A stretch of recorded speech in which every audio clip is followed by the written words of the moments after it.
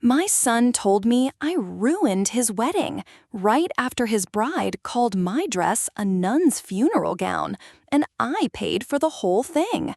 I'm Marjorie Sanders. Up until last October, I truly believed love was enough. Enough to raise a son, enough to be remembered, enough to matter. But I was wrong. That afternoon, the sun was shining over the Blue Ridge Mountains as I stepped out of the rental car. I had a handmade shawl wrapped around my shoulders, and my dove gray gown, the one I spent the summer sewing, gently brushed my ankles. It wasn't flashy. I don't do sequins, but it had dignity. I pressed every seam by hand, folded love into every hem. Inside the grand ballroom at the Grove Park Inn, chandeliers sparkled over tables dressed in white linen. A string quartet was playing a soft instrumental version of Fix You. Guests were laughing, clinking glasses, snapping selfies under a trellis of autumn leaves and white roses. I spotted Ethan first, my only son, adjusting his cufflinks near a head table. He looked handsome, but tired. He didn't see me right away. Then Brittany appeared, almost floating across the room. Her gown sparkled, not a hair out of place, her smile rehearsed. She walked straight toward me and stopped just as the photographer raised his camera. Her eyes swept over my dress. "Oh," she said, all sweet and sugary, "I thought we agreed on blush tones. That looks like a nun's funeral gown." I froze. The photographer paused. Ethan stepped in, glanced between us, and said, "You're making this harder than it has to be." He said it to me, not to her. Then he smiled for the camera. "Let's just keep things moving." I was shown to table 12, near the restrooms, nowhere close to the head table, where her parents sat, glowing. My name card was tucked behind a centerpiece so big I could barely see the stage. No one asked me to give a toast. No one handed me a mic. And when Brittany raised her glass to the people who made today possible, she didn't say my name. Dinner was a lukewarm chicken breast with curled up skin and dry carrots sprinkled with rosemary. I ate in silence, smoothing my napkin in my lap over and over. Across the room, I watched Liam, my grandson, smile at his dad, then glance over at me. Just once, but it was enough to make my throat tighten. And then came the final blow. Family portraits. "Let's skip the one with your mom," Brittany said loudly. "It's not the right look." No one said a word. The photographer simply adjusted the frame. Later, as people started to leave, Ethan leaned toward me in the hallway. "You made this harder than it needed to be," he whispered again. Then he kissed my cheek. It felt like an obligation. I stood there in that gray dress, the one I'd spent hours on, clutching the shawl Brittany had tossed aside like it was nothing. I folded it once, then again, then again. That night, I packed the dress into a shoebox and carried it up the attic stairs, placed it gently in the corner, closed the lid. But the silence didn't stay in the attic with it. They never sent a thank you card. Not for the venue, not for the catering, not even for the 2,500 dress Brittany picked out, wore once, and returned like it meant absolutely nothing. I packed that gray chiffon gown into a shoebox and tucked it away in the attic. But the silence didn't stay up there with it. It drifted through the house, settling into the corners like old potpourri, faded, but still trying to please. Thanksgiving came and went without much of anything. I bought a frozen turkey pot pie and stuck it in the oven around 4. The kitchen clock ticked too loud. Outside, the yard was covered in the last of the stubborn yellow leaves. I used to rake them into piles for Ethan when he was little, so he could jump in. Now they just sat there, slowly falling apart. Across the street, Jeannie was out on her porch again, rocking gently in her swing, wrapped in a blue flannel shawl. We'd nodded to each other before, but not much beyond that. That evening, she waved. I waved back, holding my pot pie in one hand with an oven mitt, like some kind of sad Thanksgiving prize. A week later, I sent out my usual holiday card, a little snowy watercolor scene with a handwritten note inside. "Thinking of you both. Hope you're staying warm and happy. Love, Mom." I didn't hear anything back, but just before mid-December, a glossy photo card showed up. Ethan and Brittany, in matching ski suits, arms around each other in front of some fancy fireplace. Our first married Christmas, it said, in big gold script. Not one mention of me. Then, mid-December, the phone rang. It was Ethan. "Hey, Mom," he said, like we talk all the time. "Brittany's planning our ski trip, Colorado. Could you help with the flights? Just the tickets." I paused. "Ethan, that's—" But he cut me off, gentle but firm. "It's just what parents do, right?" I looked down at the kitchen counter. The dish soap was almost gone. I'd already cut the sponge in half to stretch it. "I suppose," I said, but it came out more like a sigh than a yes. The next morning, I transferred $1,800 from my savings. That afternoon at the grocery store, I put back a block of butter and a wedge of shark white cheddar I'd planned to use for Christmas baking. The cashier didn't ask why. She didn't need to. That night, I watched It's a Wonderful Life by myself.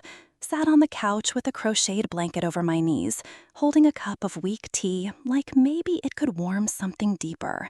George Bailey got his miracle, Clarence earned his wings. I turned off the TV before the credits even started. Just sat there in the dark, letting the silence answer the questions I didn't dare say out loud. I picked up a pen and started writing a letter to Ethan. I took my time, trying to sound kind but clear. "Do you remember the time you tried to make snow ice cream and used salt instead of sugar?" I smiled for a second. "You cried so hard, and I made a new batch the right way. I'd do that again.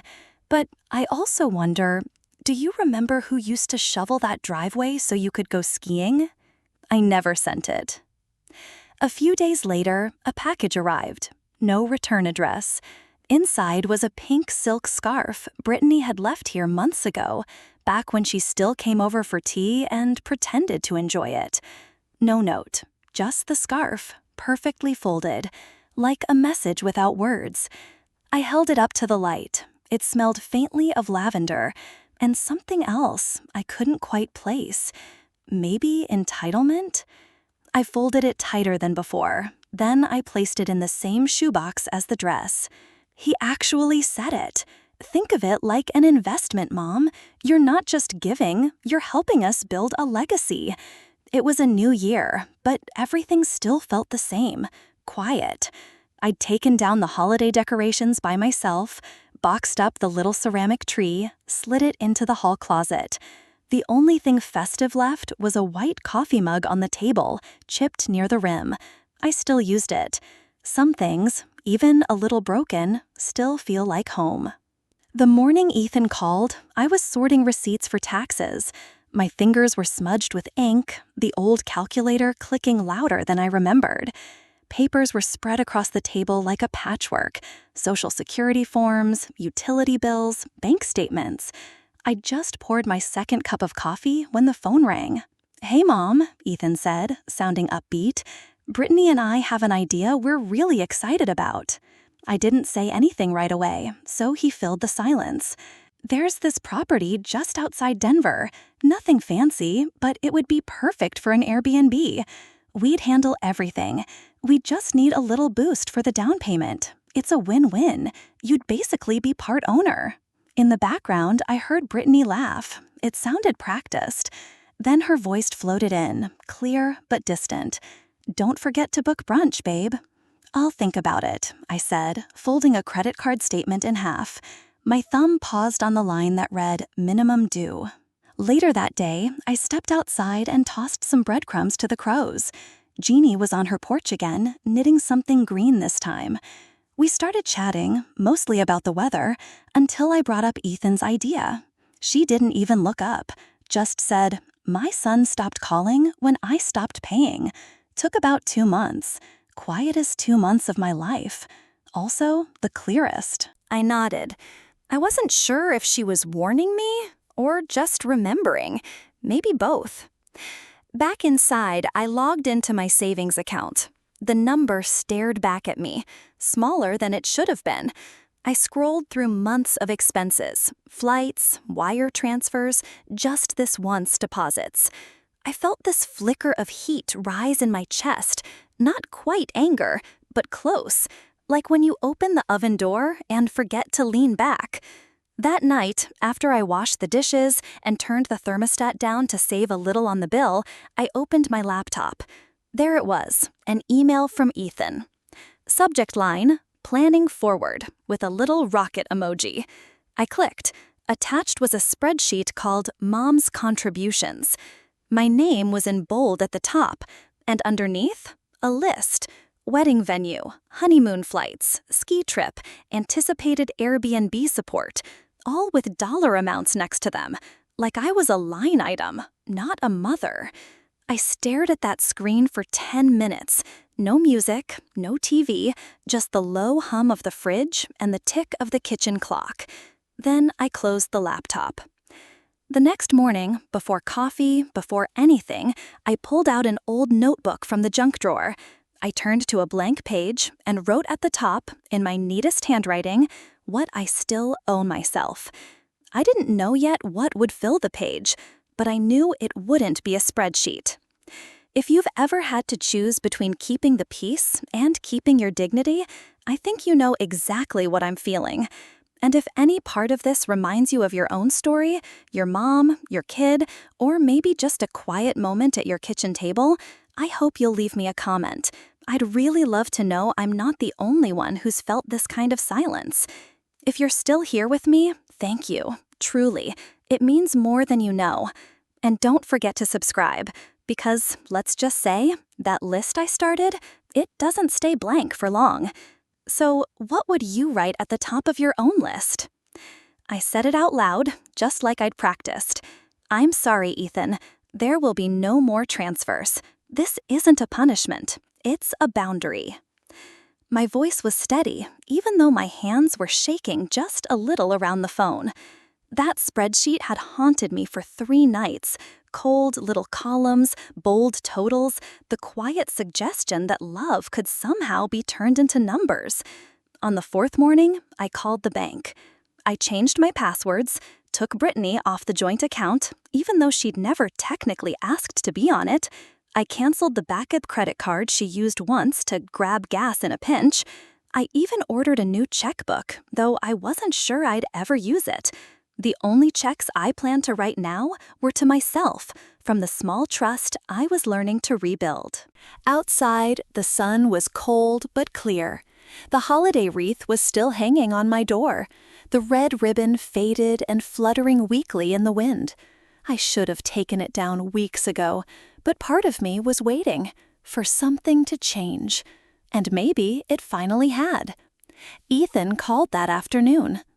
"You okay, Mom?" he asked, like he hadn't just sent me a budget proposal with my name on a line.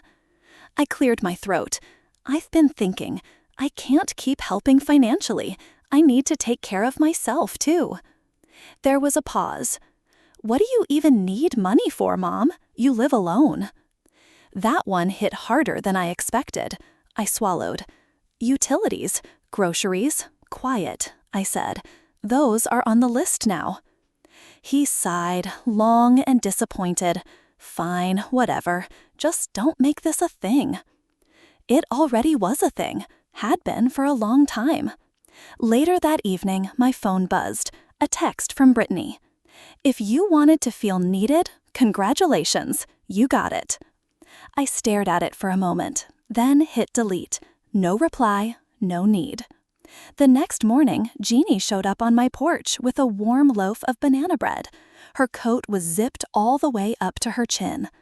"You look lighter," she said, peering at me with those kind eyes. "Did something happen?" I smiled, a little surprised. "I made a list," I told her, "and I decided to stick to it." She nodded, like she understood more than I said. We stood there a while, just sharing a quiet moment, like a blanket. After she left, I swept the porch. The broom scraped up dried pine needles that had been there since December. It felt symbolic, clearing away what didn't belong anymore, what had lingered too long. That evening, I got a bank alert. Attempted charge denied. Joint card ending in 1482. I knew right away, Brittany.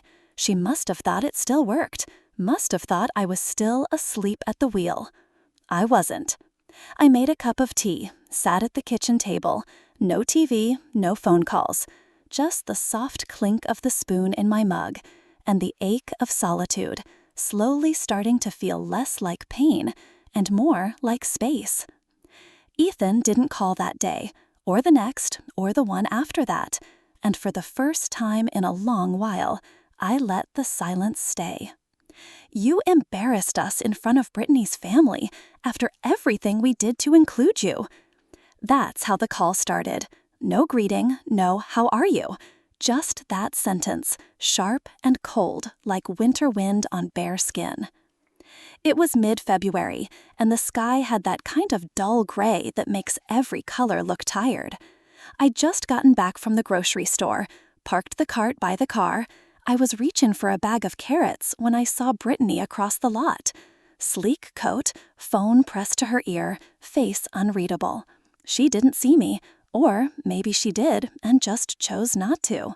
I didn't wave, didn't call out, just turned away and started loading my bags, one at a time, letting the silence settle into all the places where words wouldn't have helped anyway. Then my phone rang. Ethan. His voice was already tense, like I'd stepped into the middle of a sentence. You made the reception about you. Everyone noticed. Brittany's parents think you're ungrateful. We defend you, Mom. We really do. I stood there by the trunk of my car, the engine off, wind tugging at my coat sleeves. Brittany picked that dress, he went on. You know that, right? You could have smiled and let it go, but no, you had to act wounded. I gripped the cart tighter, my knuckles aching, still said nothing. Come on, one little joke, and you made it into a scene. Nothing, not a word from me. But that phrase stuck. Everything we did to include you. Like love was something they could itemize. Like I was a favor someone had reluctantly extended. Finally, I spoke, calm, clear, unshaken. I don't need defense, Ethan. I need respect. There was silence, then a sigh. Then the line went dead. And for the first time after one of our calls, I didn't cry. I just stood there in that parking lot, listening to the wind rattle an empty cart a few feet away. Later that night, I made tea, sat on the couch wrapped in my thick gray shawl. That morning, Jeannie had mentioned Robert again, her cousin, or maybe an old friend. I wasn't sure. She said he was kind, retired, loved jazz. I'd smiled politely. I wasn't ready for that kind of conversation.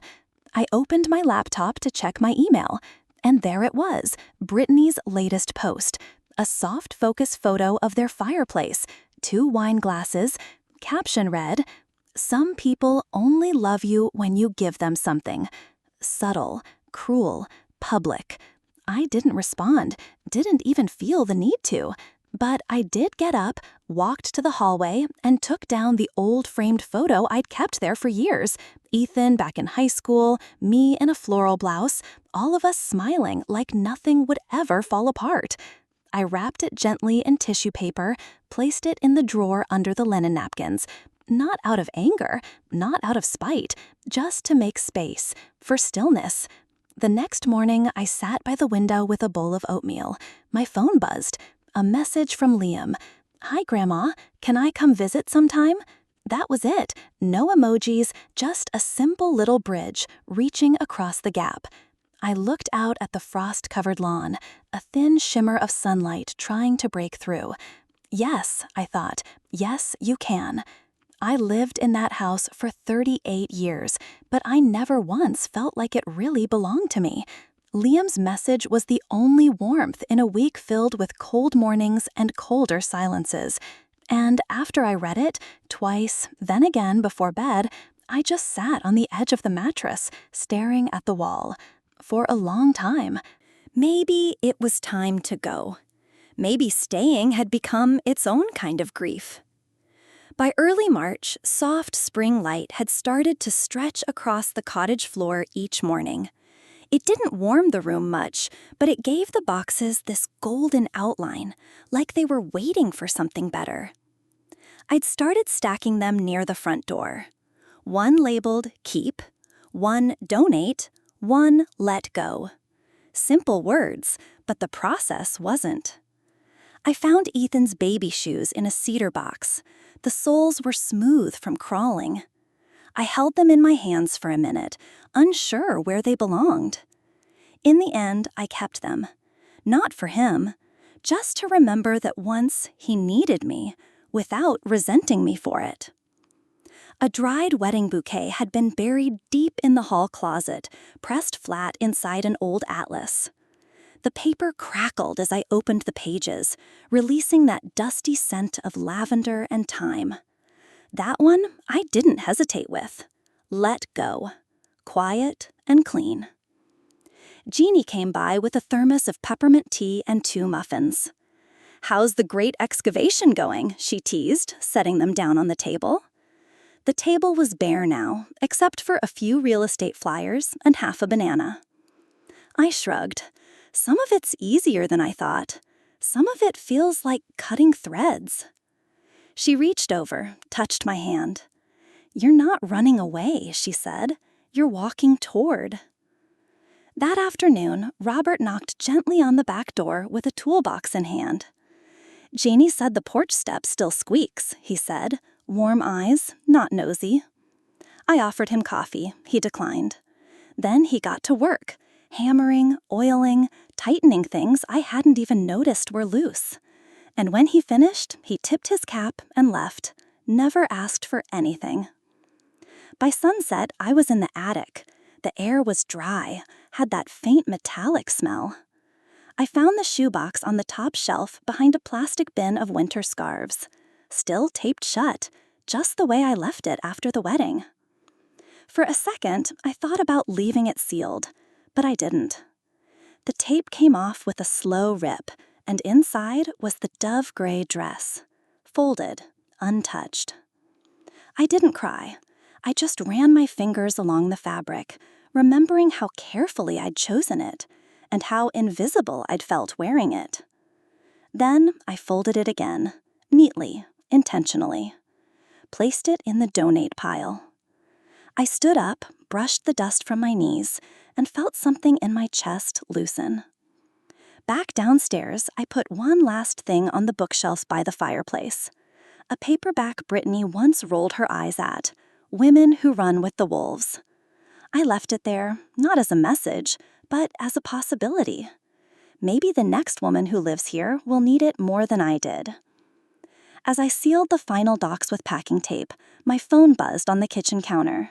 Voicemail. Ethan. "I heard you're moving," he said, voice low. "Is this about us?" I didn't press play again. I just stood there for a moment, fingers still resting on the screen, letting the question hang in the air. Like the faint scent of old lavender from the attic. Tomorrow, I'd find a realtor. Tonight, I let the silence answer him. If you've ever stood in a quiet room holding something you once thought you'd keep forever, then you already know what this feels like. I don't know exactly what moving on means yet, but I'm learning it's not just about boxes. If you've had to let go of a place, a person, or even an old version of yourself, tell me in the comments. What was the one thing you couldn't leave behind? And if you're still here, still listening, I hope you'll stay. The next part, that's when things really start to shift. I didn't expect to like the new place. I kept telling myself it was temporary, just a rental in a quiet Carolina town. But that first morning, I stepped out onto the porch, the air crisp with October, and something in me exhaled. My name wasn't on any box labeled fragile, but that's exactly what I was, until I started unpacking my own life. I started with the teacups, my grandmother's porcelain ones, the ones with the faded roses around the rim. They'd been boxed up for years, moved from shelf to shelf, but barely touched. I lined them up in a little glass cabinet beside the kitchen window.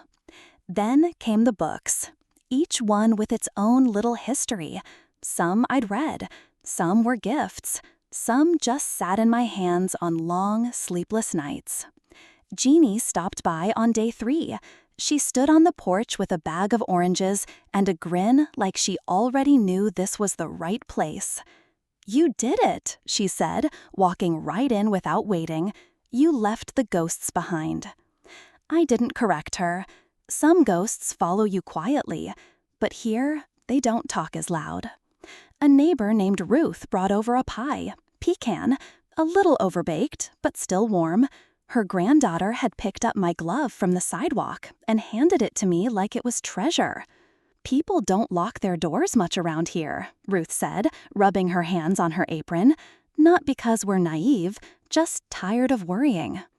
Later, Robert showed up with 2 cans of soft blue paint. "Thought the porch rails could use a little softening," he said. I raised an eyebrow. "You offering free labor?"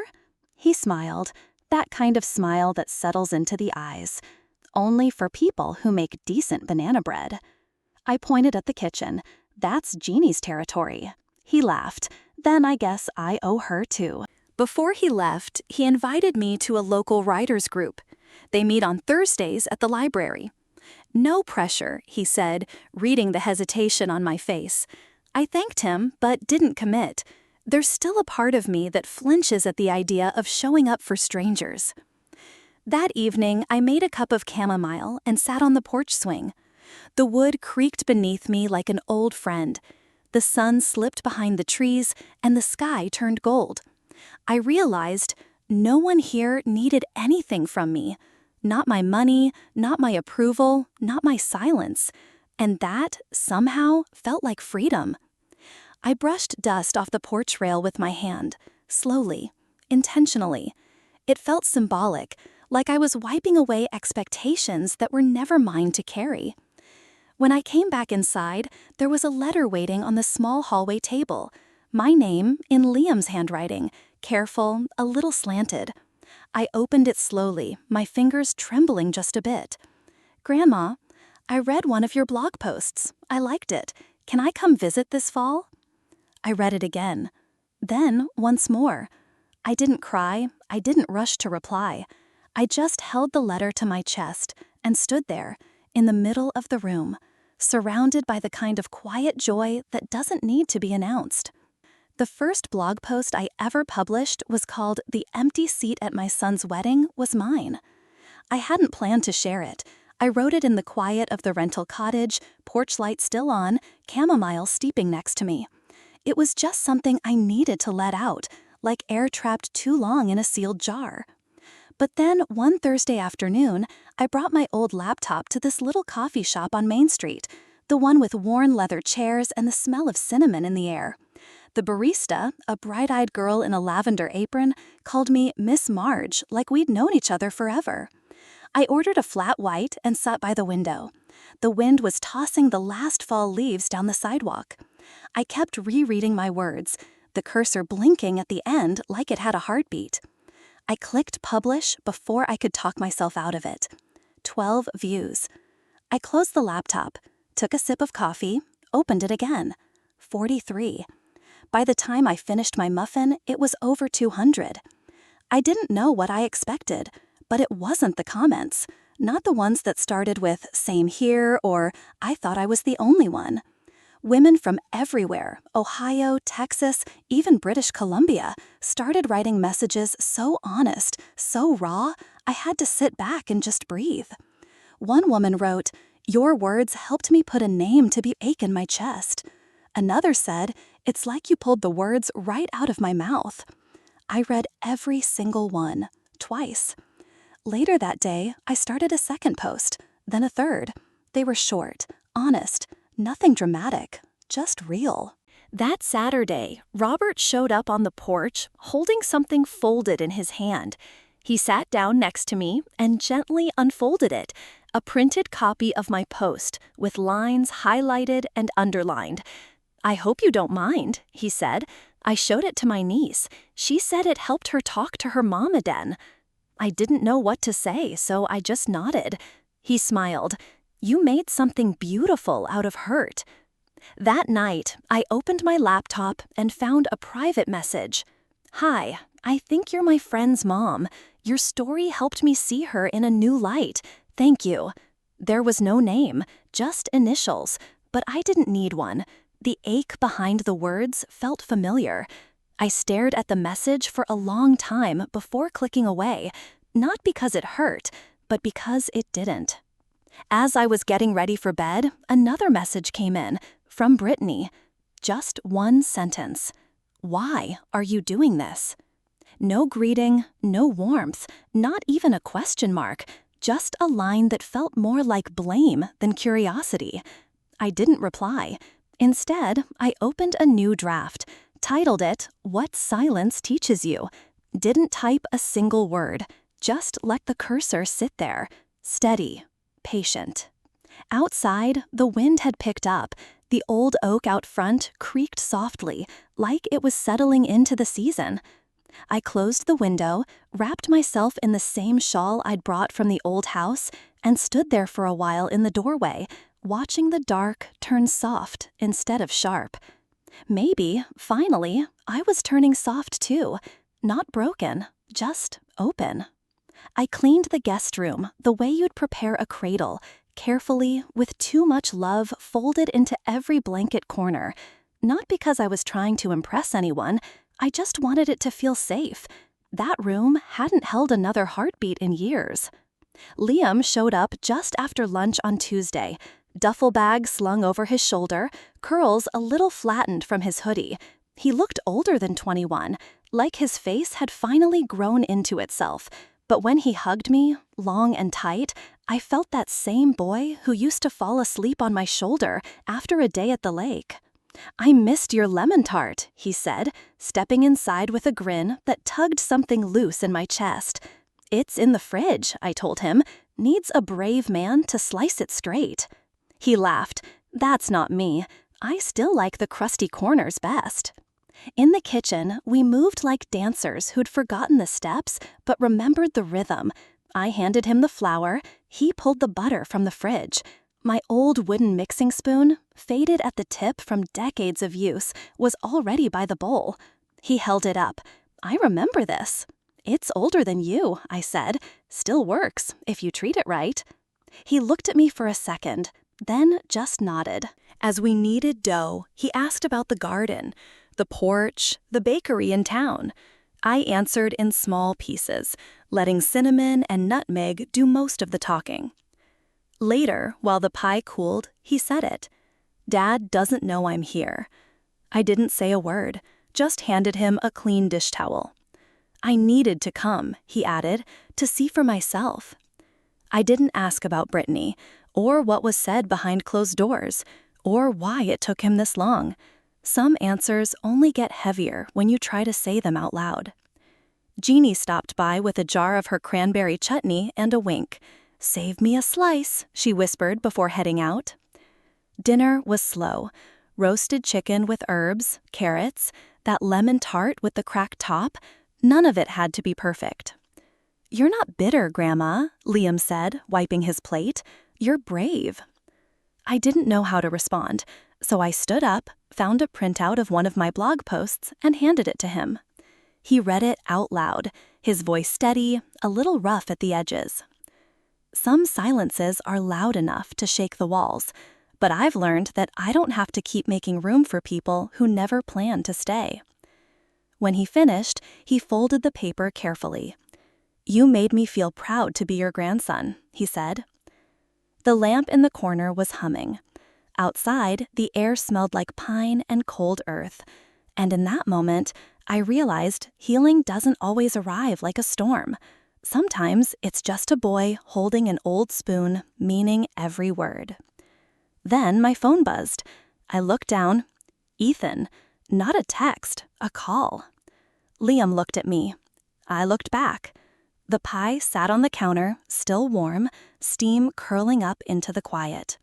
and for the first time in a long while, I didn't feel like I had to answer out of guilt. If someone's ever come back into your life, not with grand gestures, but with quiet honesty, you'll understand what that evening meant to me. Sometimes love doesn't knock, it just walks in and asks for lemon tart. If this reminded you of someone you've missed, or someone you're still waiting to hear from, leave me a comment. I'd really love to know who that person is for you. And stay with me, because the next part, let's just say not every call needs to be answered. Would you have picked up? The phone call never came, but a letter did. It showed up, folded in thirds, tucked into a plain white envelope, addressed in Ethan's handwriting, the same slanted cursive he used when he was 7, practicing at the kitchen table. I guess I should say sorry, it began, but I don't know what for exactly. I read that line 3 times, not because it was complicated, but because it wasn't. The words sat heavy in my lap. Not cruel, just incomplete. Rain had been tapping on the roof all morning, soft, steady. My tea had gone cold by the window, the steam long gone. I didn't underline a thing. I just folded the letter back up, slow and careful, and placed it on the desk. There was a time I would have rushed to respond, would have softened the sharp edges, made excuses for the things he didn't know how to say. But not this time. This time I sat still. I waited until my hands stopped shaking. Then I picked up a pen. I drafted a reply, 3 paragraphs, maybe 4. It was honest, even hopeful. But it wasn't right. It sounded like the old me, the one who kept saying, "It's okay," even when it wasn't. I tore it up, and the sound, honestly, it felt good. Then I tried again. Just 2 sentences this time. I forgive you, but I no longer forget myself. I sealed the envelope before I could take it back. The glue tasted like closure. That afternoon, Robert came by with a bag of oranges and a joke about the squirrels stealing from his bird feeder again. He noticed the envelope on the corner of my writing desk, but he didn't say a word, just sat beside me, peeling fruit. His quiet presence said more than words ever could. After a while, he asked, "You ever think people don't say sorry because they don't think they're allowed to feel small?" I thought about it. "I think some people believe they'll disappear if they do," I said. He nodded, like he understood both sides of that sentence. When the rain finally eased up, I walked the letter to the post office. No umbrella, just my coat and a slow, steady pace down the sidewalk. The rain soaked into my sleeves, cool against my skin, but it didn't feel punishing. It felt honest. On the way back, I passed the window of a secondhand shop. In the reflection, I saw myself. Older, yes, but not fragile. Not anymore. Back home, I did one last thing. I took down the wedding photo that had hung by the front door for decades. The one where I wore pearls and hope like matching accessories. I wrapped it gently in tissue and tucked it into a drawer. In its place, I hung a painting I'd done last fall. Just a landscape, soft hills, a little mist, nothing dramatic. But it was mine. Later, as I sat down to finish my tea, my blog inbox chimed. New comment, anonymous. Do mothers ever stop judging? I stared at the screen. Not hurt, not angry, just still. Because some voices don't want understanding. They just want to echo. And I've finally learned I don't have to be the room that holds them anymore. Spring used to mean pastel dresses and egg hunts, brunch reservations, arguments over who brought the wrong kind of champagne. Now, it means learning to cook for one, and learning to love the sound of a spoon tapping gently against a teacup in an otherwise quiet room. I used to think happiness would be loud. Turns out, it whispers. Outside my window, the dogwoods were blooming, creamy white blossoms swaying like they had somewhere to be. I'd started planting herbs on the porch, Thyme for roasted chicken, mint for tea, lavender just because it looked like peace. I hummed as I watered them. A little tune Brittany once rolled her eyes at when she stayed over, called it something you'd hear in a nursing home. Funny thing, I hum it louder now. I write every week, not always profound, not always polished, but always true. One post about grief that lingers even when you're technically fine got shared by a local grief group. Then someone from the next town reposted it. Then a woman from Ohio sent me an email. "You put language to something I didn't know how to admit," she wrote. I saved that email in a folder called Why I Still Write. Last Saturday, I hosted a tea. Nothing big, just 3 women, neighbors, friends of Jeannie, and a woman named Carla who wore a wide-brimmed hat and brought lemon cookies.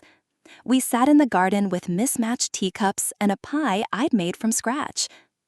At one point, Annette leaned in and said, "I read your blog during my divorce. I don't know how I found it, but it helped." I didn't know what to say, so I just touched her hand and said, "That means everything." Jeannie grinned. "You're basically Oprah now, but with better pie." That night, I curled up in the chair by the window and reread my latest post. I'd never commented on my own blog before, but this time I did. I clicked into the empty field and typed, "To the mothers who waited, stop waiting. Your life didn't end when they stopped calling. The door doesn't swing only one way." It felt brave, not loud, just real. A soft jazz record played in the background, one James used to love. Cymbals brushing, a lazy saxophone. I let it play. Then I stood up and washed the teacups, one by one. That's when I heard it. A knock. Not the mail, not Jeannie. 3 slow knocks on the front door. I dried my hands on a towel and opened it. Ethan was standing there. No suitcase, no Brittany, just him. Light jacket, holding something. Maybe a pie, maybe just nerves. I didn't say a word. Neither did he. But I opened the screen door. And that, I suppose, was something. He stood there like someone half-formed, older, heavier, carrying the kind of tired that settles in a man's shoulders. But in the soft porch light, I saw the boy I used to kiss on the forehead after nightmares. He wasn't gone, just buried under years we both let grow too thick to name. "I don't know how to start," Ethan said, his hands buried in his jacket pockets. I didn't hand him a script this time. I just stepped aside and let him sit down. The wind chimes behind us tinkled gently, like even they knew to keep quiet. I poured lemonade into the extra glass I'd set out, not because I expected him, but because old habits have long arms. He took it, nodded, didn't drink. "I think I copied too much of Dad," he said, finally. "The way he always made you adjust." I didn't say anything, didn't reach for his hand, didn't smooth it over like I used to. That was the old script, and I'm not in that play anymore. "He left before he ever learned better," I said after a while. "You still have time." Ethan looked down at his hands, rubbed his thumb over his wedding band like he wasn't sure it still belonged there. "Brittany left," he said, just like that. "She took the baby, said she'll come back when I stop blaming everyone else." I didn't say I was sorry. I didn't ask if he was okay. Instead, I asked, "Do you want to blame me right now?" He blinked, like I'd just smacked him. "No, God, no. That's not... I didn't know where else to go." "You've always had a place here," I said, "but not as my child who expects, as a grown man who wants to know me again." His eyes filled, but he blinked fast and looked away. "Thanks," he said quietly, "for not locking the door." I set my glass down. The sun was low now, casting gold across the porch steps. Neither of us said anything for a moment, just the sound of ice shifting in untouched lemonade. "I won't pretend we're fixed," I said, but I'm not angry anymore. I just got tired of folding myself into who everyone else needed." He nodded, quiet, then stood. "Can I call sometime?" he asked. "Yes, just not at midnight asking for money." And for the first time in a while, we both smiled. Small, honest. He walked down the steps, paused halfway. "Tell Liam I'm proud of him if he asks." "I will," I said, "but maybe you should tell him." He left. The screen door creaked behind him. Later that night, my phone buzzed, a text from Liam. "Dad's different. You were right to step back. I love you." I leaned back in my chair and exhaled. Then I walked over to my desk, the one by the window, where the thyme and lavender brush against the glass when the wind picks up. I turned on the lamp, picked up my pen, opened a new document. The title came before the first line. My life didn't end at their beginning. He didn't stay long, but that second glass of lemonade sat there until the ice melted. And somehow, that was enough. Sometimes closure doesn't come with fireworks, just a quiet nod between two people finally willing to see each other clearly. I've learned that love without boundaries becomes expectation, and expectation without respect, that turns into debt. But when we choose ourselves, not in anger, but in truth, we open space. Space for real connection, if it ever chooses to return. If any part of this echoes something in your own story, whether you're a mother, a child, or somewhere in between, I'd love to hear from you. Feel free to leave a comment or just say hi if you're listening quietly. And if you're ready for another true story about letting go with grace, join me in the next chapter. My daughter sent a letter. Don't try coming to the family reunion. I just texted back, understood. It's about silence, dignity, and what we say when love forgets how to ask.